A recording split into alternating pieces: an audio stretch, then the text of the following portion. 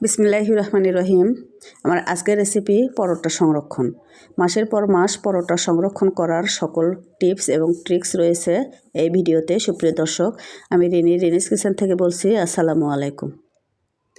তো চলুন কথা না বাড়িয়ে দেখে নিই পুরো ভিডিওটি। আশা করছি সবার ভালো লাগবে। ভালো লাগলে ভিডিওতে একটা লাইক দিতে ভুলবেন না, সেই সাথে চ্যানেলটি সাবস্ক্রাইব করে নেবেন।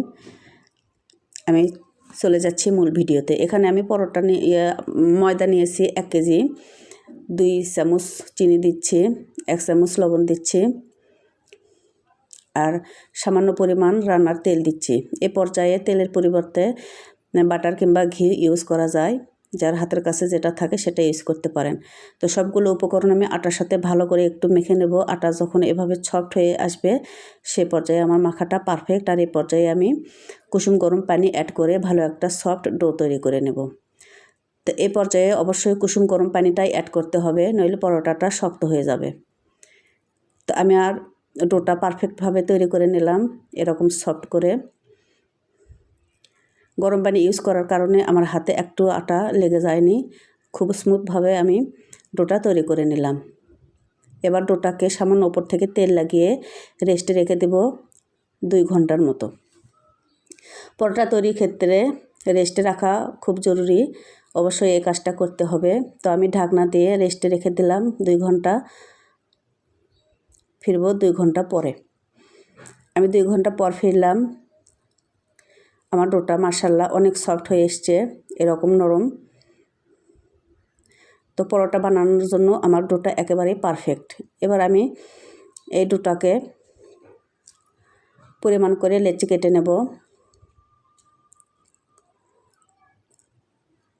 আমার এখানে 1 কেজি পরোটা ময়দাতে আমি পরোটা তৈরি করছি। তো যেহেতু সংরক্ষণ আমরা বেশি করে তৈরি করতে পারেন, 1 কেজি ময়দাতে আমার এখানে 16টা লেচি কেটে নিয়েছি। এবার আমি পরোটাটা তৈরি করে নেব। প্রথম পর্যায়ে রেস্ট দেওয়ার পরে আমি দ্বিতীয় ধাপে পরোটাগুলো সবগুলো ভাঁজ দিয়ে নেব, এবং ভাঁজ দেওয়ার পরেও পরোটাটা রেস্টে দেওয়া দরকার। কারণ অনেকেই পরোটা করার সময় পরোটাটা মেলার পরে আবার ছোট হয়ে আসে। তো রেস্টে দিলে, পর্যাপ্ত পরিমাণে রেস্টে দিলে সময় নিয়ে পরোটাটা আর ছোটো হয়ে আসবে না। তো এভাবে আমি পরোটাটা ভাঁজ দেওয়ার পরে আবার একটু রেস্টে দেব। তো প্রথম পরোটা আমি ভাঁজ দিয়ে দেখাচ্ছি। পরোটা বানানোর ক্ষেত্রে যে কয়টা আপনারা পরোটা বানাবেন, এরকম ভাঁজ দিয়ে রেখে সবগুলো পরোটা ভাঁজ দিয়ে রেখে শেষ করে তারপরে প্রথম পরোটা যেটা ভাঁজ দিয়েছিলেন সেটা বেলে ভাজতে যাবেন, তখন আর ছোট হয়ে আসবে না।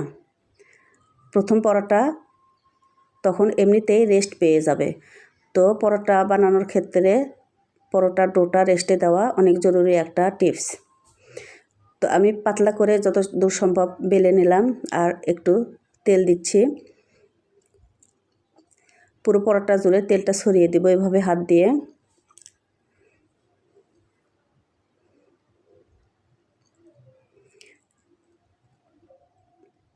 আর উপর থেকে সামান্য ময়দা ছিটিয়ে দেব। এটা না দিলেও চলবে, ময়দা না দিলেও পরোটাটা সুন্দরভাবে ফুলে উঠবে। তো আমি দিয়ে দেখাচ্ছি। তো আমি এই পরোটাটা গোল শেপে তৈরি করে নেব। এভাবে কেটে পরোটাটা আমি গোল শেপ দিয়ে নেব। এখানে যার যেমন পছন্দ, যেভাবে পারেন সেভাবে শেপ দিয়ে নিলেই হবে, কোনো সমস্যা নেই। তো আমি অর্ধেকটা গোল শেপ দেব, অর্ধেকটা চারকোনা শেপ দিয়ে আমি প্রত্যেকটা পরোটা এভাবে ভাঁজ দিয়ে নেব।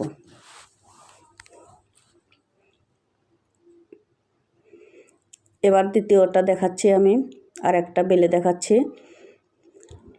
তো এভাবে করে ভাঁজ দিয়ে নিয়ে সবগুলো পরোটা ভাঁজ দেওয়া হয়ে গেলে প্রথম পরোটা যেটা ভাঁজ দিয়েছিলাম সেটা বেলে নেব।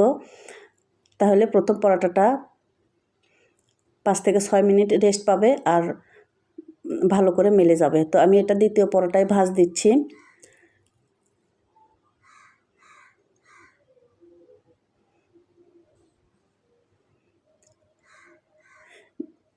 এভাবে করে পাতলা করে বেলে নিয়ে আমি গোল শেপ দিয়ে নেব। এই পরোটাও চারকোনা শেপ দিয়ে নেব। এভাবে করে একটু বড় করে নেব, যতদূর সম্ভব পারা যায় পাতলা করে নেব।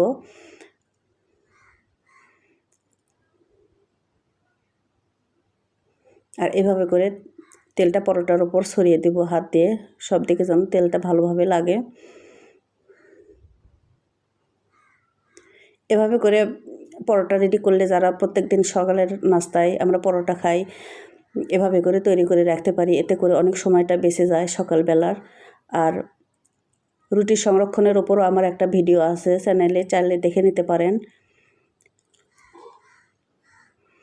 তো এভাবে করে দ্বিতীয় পরোটা আমি ভাজ দিয়ে নিলাম। সবগুলো পরোটা আমি কিছুটা গোল কিছুটা চারকোনা শেপ করে ভাজ দিয়ে নিলাম। এবং এবার বেলতে যাচ্ছি সেই প্রথম পরোটা যেটা গোল করে ভাজ দিয়েছিলাম। সামান্য একটু ময়দা মাখিয়ে ছিটিয়ে আমি পরোটাটা ভাজ দিব। দেখুন খুব সহজেই মেলে যাচ্ছে, ছোট হয়ে আসছে না। তো এই পরোটাটা আমার রেস্ট পেয়েছে 7 থেকে 8 মিনিটের মতো। সবগুলো পরোটা বানানোর সময় এটা রেস্ট পেয়েছে। আমি আর একটা পরোটা মেলে দেখাচ্ছি।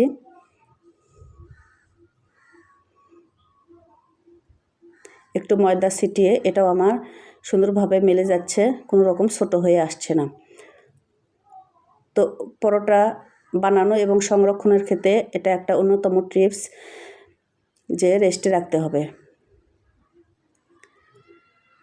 এভাবে সুন্দর করে আমি প্রত্যেকটা পরোটা বেলে নেব। এবং যেহেতু সংরক্ষণ পদ্ধতি, আমি পরের ধাপে চলে যাব।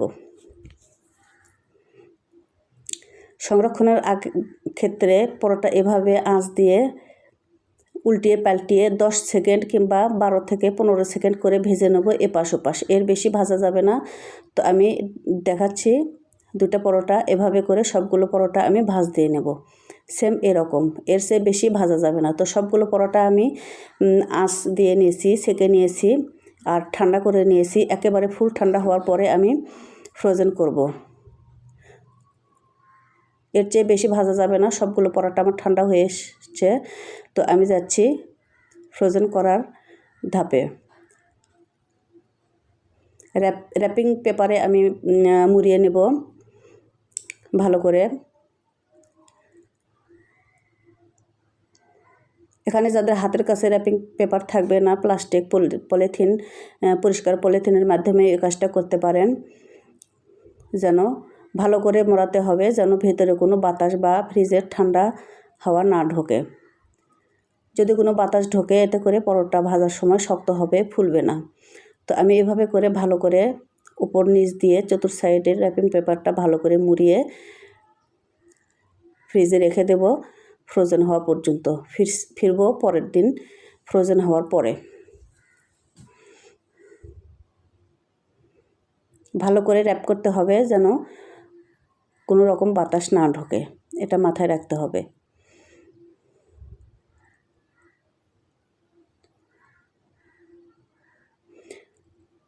এভাবে ভালো করে মুড়িয়ে আমি ফ্রোজেন করে পরের দিন আপনাদের সাথে ফ্রিজ থেকে বের করে পরোটা ভেজে শেয়ার করব একটা। তো ভিউয়ার্স, ভিডিওটি ভালো লাগলে ফ্রেন্ডস অ্যান্ড ফ্যামিলির সাথে শেয়ার করবেন। আমার চ্যানেলটি সাবস্ক্রাইব করে নেবেন প্লিজ। আমি ফ্রিজ থেকে বের করে আপনাদের সাথে শেয়ার করলাম পরের দিন।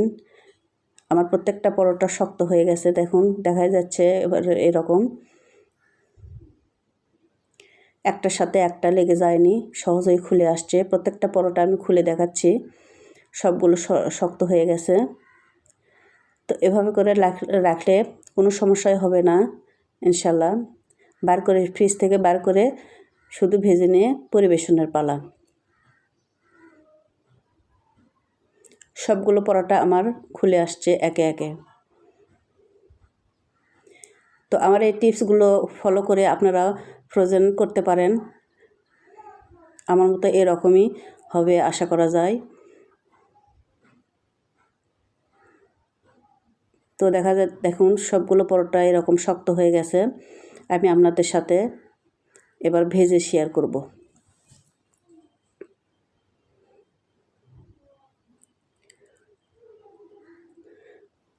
প্রথমে একটা প্যান নিলাম, চুলাতে প্যান দিয়ে হিটটা প্রথমে হাই দিতে হবে। লো হিটে ভাজলে পরোটা শক্ত হয়ে যায়। প্রথমে হাই দিয়ে যেন পুড়ে না যায় সেদিকে লক্ষ্য রাখতে হবে। এদিক ওদিক 5 থেকে 7 মিনিট সেঁকে নিয়ে একটু তেল দিব, তারপরে উল্টিয়ে পাল্টে এভাবে ভেজে নেব। দেখুন মাশাআল্লাহ ফুটবলের মতো ফুলে উঠছে। প্রত্যেকটা পরোটা এরকম ফুলে উঠবে, কোনো সমস্যাই হবে না। তো ভিউয়ার্স, সবাই আমার পাশে থাকুন। যারা ফেসবুক পেজ থেকে দেখছেন প্লিজ পেজটি ফলো করে রাখুন।